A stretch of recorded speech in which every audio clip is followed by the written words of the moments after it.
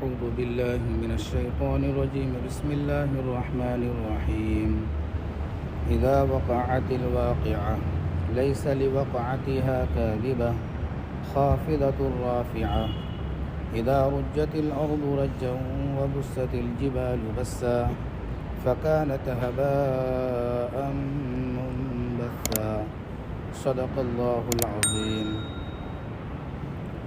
اللہ رب العزت کا بے انتہا فضل و کرم بڑا احسان ہوا کہ اللہ رب العزت نے ہم سب کو ایک اہم فریضہ عشاء کی نماز جماعت کے ساتھ ادا کرنے کی توفیق عطا فرمائی، اور اسی طریقے سے اللہ رب العزت نے ہم سب کو تھوڑی دیر بیٹھ کر قرآن مجید کی مختصر تفسیر سننے کا موقع نصیب فرمایا۔ جن آیتوں کی تلاوت کی گئی ہے یہ ایک نئی صورت ہے، سورۃ الواقعہ اس کی ابتدا ہے۔ اس صورت کا نام ہے سورہ واقعہ۔ واقعے کے معنی آتے ہیں واقع ہو جانا، وقوع کا ہو جانا۔ مطلب یہ ہے کہ اس صورت کے ابتدائی آیت کے اندر گویا کہ پہلے ہی آیت کے اندر واقعہ کا تذکرہ آیا۔ کیا واقع ہو جائیں گی؟ قیامت کا وقوع واقع ہو کر رہے گا، اس واقعے کا تذکرہ آیا۔ اس بنیاد پر جو ہے اس صورت کا نام سورۃ الواقعہ رکھ دیا گیا ہے۔ یہ صورت مکی ہے، یعنی ہجرت سے پہلے نازل کی گئی ہے، اور اس کے اندر 3 رکوع ہیں اور 96 آیتیں ہیں۔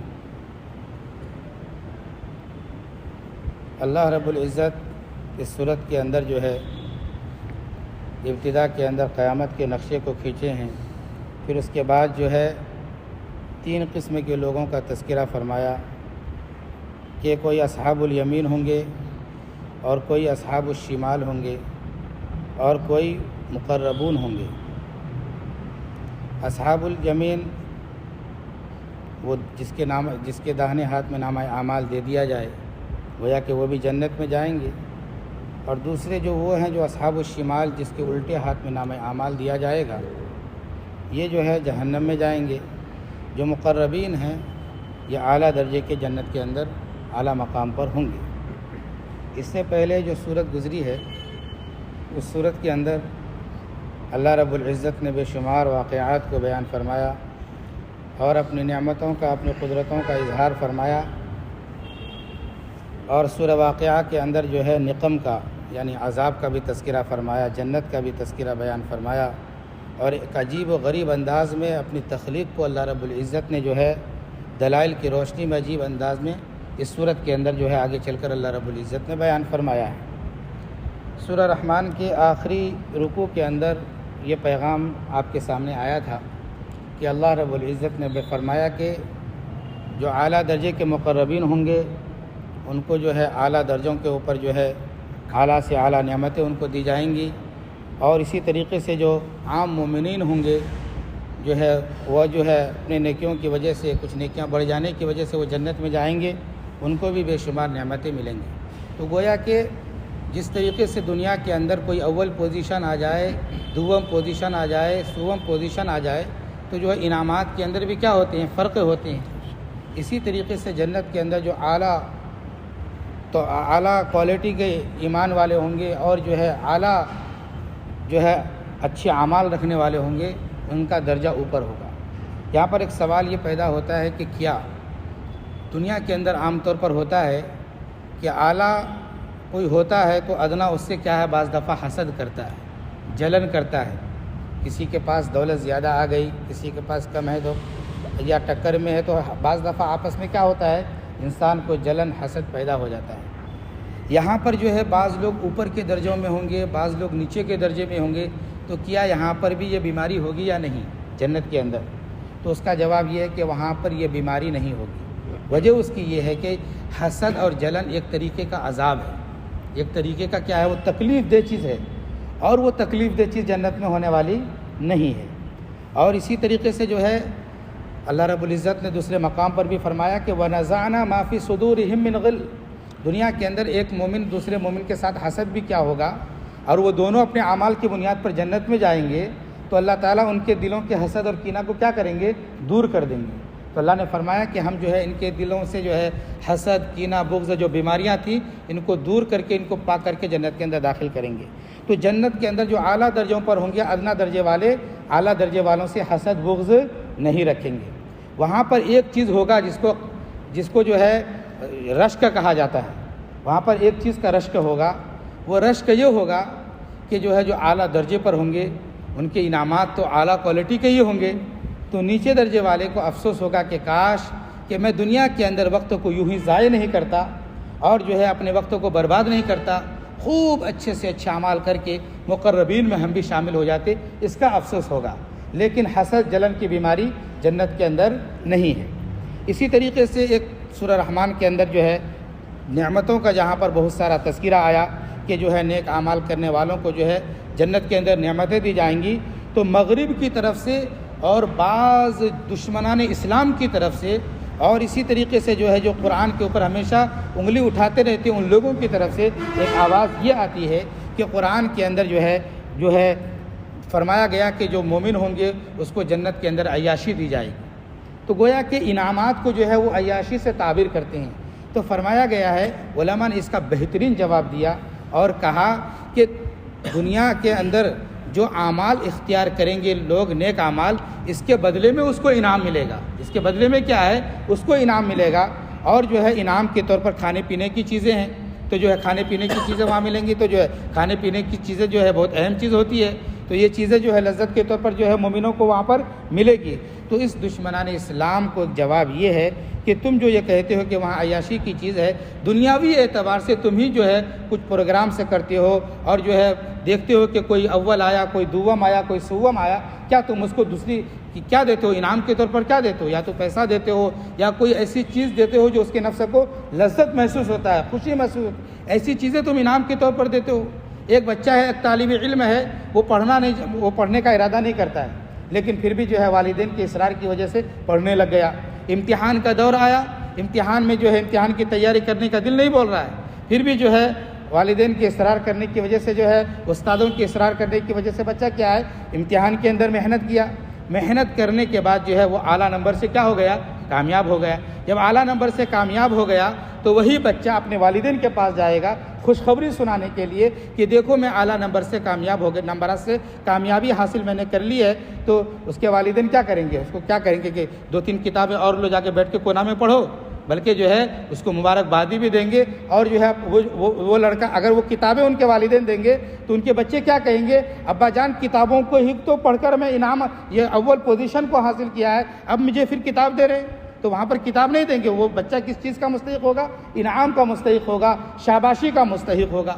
اسی طریقے سے جو ہے اللہ رب العزت جو ہے انعام دیں گے۔ قرآن مجید کے اندر فرمایا گیا کہ جزاء بما كانوا يعملون، کہ جنت کے اندر جو جنتیوں کو جو انعام دیا جائے گا یہ اس کے اعمال کے بدلے میں ہوں گے۔ یہ کیا ہے؟ اس کے اعمال کے بدلے میں ہوں گے۔ تو جو دشمنان اسلام اس طریقے کی آواز اٹھا رہے ہیں اس کے لیے ایک جواب یہ ہے کہ اگر تم ایمان قبول کر لو، جنت میں چلے جاؤ، اور تم کو جنت کی نعمتیں نہ ملے تو اللہ کے سامنے کہہ دینا کہ مجھے یہ نعمتیں نہیں چاہیے، اور ہم لوگوں کو تو جو ہے جنت کی نعمتیں چاہیے، یہ اللہ کی طرف سے انعام ہوگا، فضل ہوگا۔ تو بہرحال جنت کے اندر جو ہے نفس کو خوشی ملے گی لذتوں سے، تو یہ اس طور پر ملے گا کہ ہم جو ہے یہاں پر دنیا کی زندگی کے اندر جو ہے خواہش نفس کی پیروی نہیں کیے، اس بنیاد پر اللہ تبارک و تعالیٰ جو ہے وہاں پر لذتیں، راحت اور نعمتیں عطا فرمائیں گے۔ تو بہرحال جو ہے جس صورت کی ابتدا ہوئی ہے آج، اس صورت کا نام سورۃ الواقعہ، مکی صورت ہے، ہجرت سے پہلے نازل کی گئی ہے۔ اس کے اندر 96 آیتیں ہیں اور جو ہے 3 رکوع ہیں۔ اللہ رب العزت ارشاد فرماتے ہیں، بسم اللہ الرحمن الرحیم، شروع کرتا ہوں اللہ کے نام سے جو بڑا مہربان نہایت رحم کرنے والا ہے۔ اذا وقعت الواقعہ، جب واقع ہونے والی چیز واقع ہو کر رہے گی، مراد قیامت ہے کہ یعنی قیامت قائم ہو کر رہے گی۔ یہ سورہ واقعہ ہے۔ سورہ واقعہ کی بڑی اہمیت، بڑی فضیلت احادیث کے اندر بیان کی گئی ہے۔ آقا مدنی محمد عربی صلی اللہ علیہ وسلم نے فرمایا، من قرأ سورۃ الواقعۃ فی کل لیلۃ لم تصبہ فاقۃ ابدا۔ اللہ کے رسول صلی اللہ علیہ وسلم نے فرمایا کہ جو شخص ہر رات سورہ واقعہ کی تلاوت کرے گا اس کے گھر میں کبھی فقر و فاقہ نہیں آئے گا، اس کے گھر میں کبھی محتاجگی نہیں آئے گی۔ یہاں فقر و فاقہ سے صرف یہ نہیں ہے کہ جو ہے صرف کھانے پینے کی کمی نہیں ہوگی، بلکہ زندگی کے اندر جتنی چیزیں ہیں جس انسان کمی محسوس کرتا ہے وہ ساری چیزوں کو اللہ تعالیٰ اس کی برکت سے دور کر دیں گے۔ صحت کی فراوانی نہیں ہے، اس کی برکت سے اللہ ان کو صحت بھی عطا فرمائیں گے۔ رزق کی فراوانی نہیں ہے، اللہ تعالیٰ اس کی برکت سے رزق بھی عطا فرمائیں گے۔ تو سورہ واقعہ پڑھنے کی بڑی اہمیت ہے، بڑی فضیلت ہے، اس کی وجہ سے جو ہے گھر کے اندر فقیری محتاجگی نہیں آئے گی۔ اس لیے جو ہے سورہ واقعہ کی کیا کرنی چاہیے، شام کو یعنی رات میں کیا کرنی چاہیے، تلاوت کرنی چاہیے۔ اسی طریقے سے جو ہے وقت کے جو صحابہ تھے اس کے اوپر انہوں نے باضابطہ عمل کیا ہے اور اپنے بچوں کو بھی اس پر عمل کرایا ہے، اور تابعین جو حضرات تھے انہوں نے بھی اس پر عمل کیا ہے اور اپنے بچوں کو بھی اس پر عمل کرانے کی کیا ہے، ترغیب دی ہے۔ حضرت عثمان غنی رضی اللہ تعالیٰ عنہ ایک مرتبہ حضرت عبداللہ ابن مسعود رضی اللہ تعالیٰ عنہ کے پاس گئے، اور حضرت عبداللہ ابن مسعود رضی اللہ تعالیٰ عنہ جو ہے وہ مرض الوفات کے اندر تھے، سخت بیماری کے اندر، ایسی بیماری کب دنیا سے کیا ہیں، جانے والے ہیں، تو سخت بیماری کے اندر تھے۔ تو حضرت عثمان غنی رضی اللہ تعالیٰ عنہ بطور عیادت کے حضرت عبداللہ ابن مسعود رضی اللہ تعالیٰ عنہ کے پاس تشریف لے گئے، اور وہاں جا کر سلام کلام ہوا۔ اس کے بعد جو ہے حضرت عثمان غنی رضی اللہ تعالیٰ عنہ نے حضرت عبداللہ ابن مسعود رضی اللہ تعالیٰ عنہ سے کہا، ما تشتکی، تمہیں کیا تکلیف ہے؟ تو انہوں نے فرمایا کہ ذنوبی، مجھے میرے گناہوں کی تکلیف ہے۔ تواضع، عاجزی، انکساری دیکھیے کہ جو ہے صحابہ ہیں اور اچھے اعمال میں سبقت رکھنے والے ہیں، پھر بھی جو ہے ڈر رہے ہیں اب کہیں ہم سے کوئی خطا نہ ہو گئی ہو، لغزش نہ ہو گئی ہو، گناہ نہ ہو گیا ہو، تو تمہیں کیا تکلیف ہے؟ مرض الوفات میں ہے، وہ اپنی بیماری کا تذکرہ کر سکتے تھے، لیکن حضرت عبداللہ ابن مسعود رضی اللہ عنہ نے فرمایا مجھے تکلیف میرے گناہوں کی ہے کہ کہیں میں میرے گناہوں کی وجہ سے پھنس نہ جاؤں۔ اس کے بعد پھر جو ہے حضرت عثمان غنی رضی اللہ تعالیٰ عنہ نے فرمایا ہے ما تشتہی، تم کیا چاہتے ہو؟ تو حضرت عبداللہ ابن مسعود رضی اللہ تعالیٰ عنہ نے فرمایا رحمت ربی، میں اپنے رب کی رحمت کو چاہتا ہوں۔ اور اسی طریقے سے جو ہے حضرت عثمان غنی رضی اللہ تعالیٰ عنہ نے حضرت عبداللہ ابن مسعود رضی اللہ عنہ سے فرمایا کیا میں تمہارے لیے کوئی معالج، کوئی ڈاکٹر، کوئی طبیب، کوئی حکیم کو بھیج دوں؟ تو انہوں نے فرمایا کہ الطبیب امرضنی، طبیب ہی نے تو ہمیں بیمار کیا ہے، طبیب ہی نے ہمیں کیا کیا ہے، بیمار کیا ہے۔ پھر اس کے بعد جو ہے حضرت عثمان غنی رضی اللہ تعالیٰ عنہ نے حضرت عبداللہ ابن مسعود رضی اللہ تعالیٰ عنہ سے فرمایا کیا میں بیت المال سے کچھ وظیفہ، کچھ پیسے وغیرہ بھیج دوں؟ تو حضرت عبداللہ ابن مسعود رضی اللہ عنہ نے مرض الوفات کیا فرمایا، لا حاجت لی فیہا، میرے لیے اس کے اندر کوئی ضرورت نہیں ہے، مجھے کوئی حاجت نہیں ہے، مجھے نہیں چاہیے۔ حضرت عثمان غنی رضی اللہ عنہ نے فرمایا کہ دیکھو لے لو، بیت المال سے کچھ وظیفہ ہے یہ لے لو، یہ تمہارے بعد تمہارے بچوں کے کام آئے گا۔ تو حضرت عبداللہ ابن مسعود رضی اللہ تعالیٰ عنہ نے حضرت عثمان غنی رضی اللہ تعالیٰ عنہ سے جب یہ سنا کہ تمہارے بچوں کے کام آئے گا، تمہارے بچیوں کے کام آئے گا، تو حضرت عبداللہ ابن مسعود نے فرمایا کہ آپ کو میرے بچوں کی فکر ہے، آپ کو میری بچیوں کی فکر ہے، میں نے اپنے بچی کو جو ہے قرآن سکھایا، میں نے اپنے بچوں کو جو ہے سورہ واقعہ سکھایا، میں نے آقا مدنی محمد عربی صلی اللہ علیہ وسلم سے سنا ہے من قرأ سورۃ الواقعۃ فی کل لیلۃ لم تصبہ فاقۃ ابدا، کہ جو شخص ہر رات جو ہے سورہ واقعہ کی تلاوت کرے گا اس کو کبھی فقر و فاقہ نہیں پہنچے گا، کبھی وہ فقر کے اندر مبتلا نہیں ہوگا۔ تو میں اپنے بچوں کو جو ہے اس کی تعلیم دے دی ہے، وہ کبھی فقر کے اندر جو ہے مبتلا نہیں ہوں گے، اور جو ہے وہ کبھی پریشانی کے اندر مبتلا نہیں ہوں گے۔ تو اس طریقے کا جواب مرض الوفات کے اندر حضرت عبداللہ ابن مسعود رضی اللہ تعالیٰ عنہ نے دیا۔ تو بہرحال حضرات صحابہ جو تھے قرآن پر عمل پیرا تھے، خود بھی عمل کرتے تھے، اپنے بچوں کو بھی عمل کرنے کی دعوت دیتے تھے۔ اسی طریقے سے عمر ثانی جنہیں کہا جاتا ہے، عمر بن عبد العزیز رحمۃ اللہ علیہ، بہت بڑے تابعی ہیں، عمر ثانی ان کو کہا جاتا ہے۔ عمر بن عبد العزیز رحمۃ اللہ علیہ بڑے عدل و انصاف کے ساتھ انہوں نے بھی جو ہے حکومت کی ذمہ داریوں کو سنبھالا تھا۔ فرمایا گیا کہ جب حضرت عمر بن عبد العزیز رحمۃ اللہ علیہ کے جو ہے دنیا سے جانے کا وقت آیا تو لوگوں نے کہا کہ آپ کے گھر کے اندر تو کچھ بھی نہیں ہے، آپ وقت کے بادشاہ تھے، آپ کا ویسا گھر بھی نہیں ہے بادشاہوں کے جیسا۔ گویا کہ عمر بن عبد العزیز عادل بادشاہ تھے، جو ہے عوام کا جو پیسہ اور اسی طریقے سے جو ہے بیت المال کے اندر جو امانتیں تھیں اس کے اندر وہ خیانت کرنے والے بالکل نہیں تھے۔ تو بہرحال جو ہے تقوی کی زندگی گزارنے والے، ان کے گھر میں کچھ بھی نہیں تھا مال و دولت۔ تو لوگوں نے کہا کہ تم اپنے گھر بچوں کے لیے کیا چھوڑے، تمہارے گھر کے اندر کچھ بھی نہیں ہے، تم سے پہلے مروان تھے، مروان نے اپنے بچوں کے لیے کیا کیا کر دیا ہے، کتنی دولتوں کا انبار انہوں نے چھوڑ دیا ہے۔ بہرحال حضرت عمر بن عبد العزیز رحمۃ اللہ علیہ نے ان لوگوں کو جواب دیا اور کہا کہ دیکھو میں اپنے بچوں کے لیے جو ہے بینک بیلنس سے تو کچھ بھی نہیں کیا، لیکن میں نے اپنے بچوں کو سورہ واقعہ سکھلا دیا، میں نے اپنے بچے کو قرآن سکھلا دیا، میں نے اپنے بچوں کو اس بات کی تاکید کر دی اور ان کو اس بات کی تعلیم دے دی کہ ہر دن جو ہے ہر رات میں جو ہے سورہ واقعہ کی کیا کریں، تلاوت کریں۔ تو بہرحال جو ہے ہمارے بچے اس کی تلاوت کریں گے، فقر و فاقہ ان کے قریب نہیں آئے گا۔ مورخین نے لکھا ہے کہ مروان کے بچے مالدار تھے، عمر بن عبد العزیز کے بچے ظاہری اعتبار سے کیا تھے، غریب تھے، لیکن مورخین لکھتے ہیں، تاریخ نگاروں نے لکھا ہے کہ ایک وقت ایسا آیا ہے دمشق کے جامع مسجد کے پاس مروان کے بچے بھیک مانگ رہے تھے اور عمر بن عبد العزیز کے بچے ان کو بھیک دے رہے تھے۔ گویا کہ یقین تھا سورہ واقعہ کے اوپر عمل کرنے کا، انہوں نے عمل کیا ہے۔ اللہ رب العزت نے جو ہے اس کی برکت سے افلاسی کو، اس کی برکت سے جو ہے غربت کو، اور اس کی برکت سے جو ہے رزق کی تنگی کو اللہ نے رفع کر دیا، دفع کر دیا۔ تو اس لیے یقین کے ساتھ ہمیں بھی سورہ واقعہ کی اگر ہم تلاوت کریں گے روزانہ، ہماری پریشانیاں بھی دور ہو جائیں گی، ہماری محتاجگی اور فقر و فاقہ بھی جو ہے کیا ہو جائے گا، دور ہو جائے گا۔ یہ آقا مدنی صلی اللہ علیہ وسلم کا فرمان ہے جو بالکل 100% سچا ہے۔ اللہ ہم سب کو اس پر عمل کی توفیق عطا فرمائے۔ تو بہرحال جو ہے قیامت کا تذکرہ بیان فرمایا گیا کہ اذا وقعت الواقعہ، جب واقع ہونے والی چیز واقع ہو کر رہے گی، یعنی قیامت قائم ہو کر رہے گی۔ لیس لوقعتها کاذبہ، قیامت جو واقع ہوگی اس کو کوئی جھٹلا نہیں سکتا ہے، قیامت جو واقع ہوگی اس کو کوئی جھٹلا نہیں سکتا ہے۔ آج تو منکرین ہیں جھٹلانے والے، آج مشرکین ہیں جھٹلانے والے، جو کہتے ہیں کہ قیامت نہیں آئے گی، ہم کیسے مریں گے تو کیسے زندہ ہوں گے۔ آج بھی ہیں کفار مکہ کی طرح لوگ عقیدہ رکھنے والے، لیکن حقیقت یہ ہے کہ جب جو ہے قیامت کا منظر سامنے آ جائے گا، جب قیامت کا وقوع ہو جائے گا، وہی منکرین اس کے وقوع کو دیکھیں گے تو پھر اس وقت نہیں جھٹلائیں گے، لیس لوقعتها کاذبہ، اس کا وقوع جھوٹ نہیں ہے، اس کے وقوع کو کوئی جھٹلائے گا نہیں۔ جب وہ واقع ہوگا تو کوئی پھر اس کو جھٹلائے گا نہیں، پھر کہے گا ربنا ابصرنا، ہم نے دیکھ لیا، وسمعنا، ہم نے سن لیا، فرجعنا نعمل صالحا، ہمیں جو پھر لوٹا دیا جائے دنیا کے اندر، ہم اچھے اعمال کر لیں، اب ہمیں یقین آ گیا۔ وہ ابصرنا سمعنا کچھ بھی اس وقت فائدہ نہیں دے گا۔ پھر آگے بیان فرمایا گیا خافضۃ الرافعہ، قیامت کا جو دن ہوگا پست کرنے والی ہوں گی اور بلند کرنے والی ہوں گی۔ خافضہ پست کرنے والی، رافعہ بلند کرنے والی۔ خافضہ کس کو پست کرنے والی؟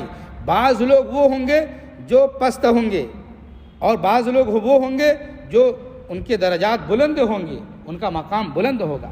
بعض لوگ وہ ہوں گے جو پست ہوں گے، جو دنیا کے اندر جو ہے اللہ رب العزت نے جو ہے دنیاوی اعتبار سے بہت سارا کچھ اس کو نوازا تھا، اور اسی طریقے سے جو ہے آخرت کے اعتبار سے جو ہے وہ جو ہے ان لوگوں سے پست رہیں گے جو بظاہر دنیا کے اندر جو ہے ایمان والے تھے، اعمال صالحہ کرنے والے تھے، لیکن مالداروں کی نظر میں ان کی کوئی وقعت نہیں تھی، مالداروں کی نظر میں اس کی کوئی عزت نہیں تھی، لیکن تھے وہ اچھے اعمال کرنے والے، اعمال صالحہ کرنے والے، تہجد پڑھنے والے، اور جو ہے اطاعت کے ساتھ زندگی گزارنے والے۔ اور بعض وہ تھے جو عیش و عشرت کی زندگی گزار رہے تھے، اللہ نے بہت کچھ دیا تھا، لیکن جس کو بہت کچھ دیا گیا، جو اپنے آپ کو غنی مالدار سمجھتے تھے، وہ نارمل طبقہ جس کے پاس مال و دولت زیادہ نہیں تھا لیکن اللہ کو یاد کرنے والے تھے، وہ ان کی نظر میں وہ لوگ کیا حقیر سمجھے جاتے تھے۔ اللہ تعالیٰ جو ہے یہ اچھے اعمال کرنے والوں کو جو ہے اس کو بلند کر دیں گے، اور جو دنیا کے اندر اپنے آپ کو بڑا سمجھتے تھے اللہ تعالیٰ جو ہے اس کو پست کر دیں گے۔ وہی یہاں پر مراد ہے خافضۃ الرافعہ، بعض لوگ جو ہے پست کر دیے جائیں گے، بعض لوگ بلند کر دیے جائیں گے۔ پھر آگے بیان فرمایا گیا اذا رجت الارض رجا، جب زمین میں سخت بھونچال آ جائیں گی، جب زمین جو ہے زمین کے اندر سخت زلزلہ اور لرزہ طاری ہو جائے گا، یعنی جو ہے جب قیامت واقع ہوگی، حضرت اسرافیل علیہ السلام سور پھونکیں گے تو زمین کے اندر بھی جو ہے ایک زبردست جو ہے زلزلہ آ جائے گا، زمین پھٹ جائے گی، زمین جو ہے پھٹ جائے گی۔ فرمایا گیا دوسرے مقام پر بھی کہ اذا زلزلت الارض زلزالها، کہ جب زمین سخت جنبش کے ساتھ کیا ہے ہلا دی جائے گی۔ تو جو ہے اذا رجت الارض رجا، جب زمین کے اندر جو ہے سخت بھونچال آ جائے گا، وبست الجبال بسا، اور پہاڑ ریزہ ریزہ ہو جائیں گے، جب قیامت کے دن سور پھونکا جائے گا زمین کے اندر بھی زلزلہ آ جائے گا اور پہاڑ ریزہ ریزہ ہو جائیں گے۔ قرآن مجید کے اندر جو ہے دوسرے مقام پر بھی فرمایا گیا یوم ترجف الارض والجبال، جس دن جو ہے زمین اور جو ہے پہاڑ ریزہ ریزہ ہو جائیں گے۔ جب زلزلہ آئے گا جو ہے سور پھونکا جائے گا یوم ترجف الارض والجبال، پہاڑ بھی لرزہ طاری ہو جائے گا، پہاڑوں کے اوپر بھی زمین پر بھی کیا ہے لرزہ طاری ہو جائے گا۔ وکانت الجبال کثیبا مہیلا، اور یہ جو پہاڑ جو ہے یہ بالکل جو ہے ریت کی طرح ہو جائیں گے۔ پہاڑ کس طرح ہو جائیں گے؟ ریت کی طرح ہو جائیں گے۔ تو اللہ رب العزت نے بیان فرمایا کہ جو ہے وبست الجبال بسا، پہاڑ بالکل ریزہ ریزہ ہو جائیں گے، گرد و غبار ہو جائیں گے۔ فکانت ہباء منبثا، گویا کہ وہ جو ہے گرد و غبار ہوں، گویا کہ وہ کیسا ہے؟ گرد و غبار۔ فکانت ہباء منبثا، وہ گرد و غبار کی طرح ہو جائیں گے۔ یہ پہاڑ اتنا وزنی، اتنا طاقتور نظر آتا ہے، جب قیامت کے دن سور پھونکا جائے گا یہ بالکل ریزہ ریزہ ہو جائیں گے، پاؤڈر کی طرح ہو جائیں گے، اور یہ ہواؤں میں کیا ہے دھول کی طرح یہ پہاڑ اڑتے پھریں گے۔ اور جو ہے بعض جگہ کہا گیا وَتَكُونُ الْجِبَالُ كَالْعِهْنِ الْمَنْفُوشِ، یہ روئی کے گالوں کی طرح کیا ہے اڑتے پھریں گے، یعنی کپاس جس طریقے سے ہوا میں کیسا اڑتا ہے اسی طریقے سے جو یہ پہاڑ جو ہے ٹوٹ پھوٹ کر ریزہ ہو جائیں گے، ہوا میں اڑیں گے۔ تو اللہ رب العزت نے جو ہے قیامت کی حقانیت کو یہاں پر بیان فرمایا ہے، اور اس کے بعد قیامت کی حقانیت کو بیان فرمانے کے بعد اللہ رب العزت نے آگے کہا ہے کہ تم تین قسم کے لوگ ہوگے قیامت کے دن، ایک اصحاب الیمین ہوگے، ایک اصحاب الشمال ہوگے، اور اسی طریقے سے ایک اصحاب المقربون ہوگے، جن کی تفصیل انشاءاللہ آئندہ بیان کیا جائے گا۔ اللہ رب العزت سے دعا فرمائے کہ اللہ تعالی ہم سب کو قیامت کی حقانیت پر ایمان رکھنے کی توفیق عطا فرمائے، اور اللہ تعالی موت کے آنے سے پہلے موت کی تیاری کرنے کی توفیق عطا فرمائے، اور اللہ تعالی ہم تمام لوگوں کو جو ہے سورہ واقعہ کی روزانہ ہر رات جو ہے تلاوت کرنے کی جو ہے توفیق عطا فرمائے، اور قرآن کو اپنی زندگی میں اللہ لانے کی توفیق عطا فرمائے۔ آمین۔ وآخر دعوانا ان الحمد للہ رب العالمین۔ سبحان اللہ وبحمدہ، سبحانک اللہم وبحمدک، ونشہد ان لا الہ الا انت، ونستغفرک ونتوب الیک۔ سبحان ربک رب العزۃ عما یصفون، وسلام علی المرسلین، والحمد للہ۔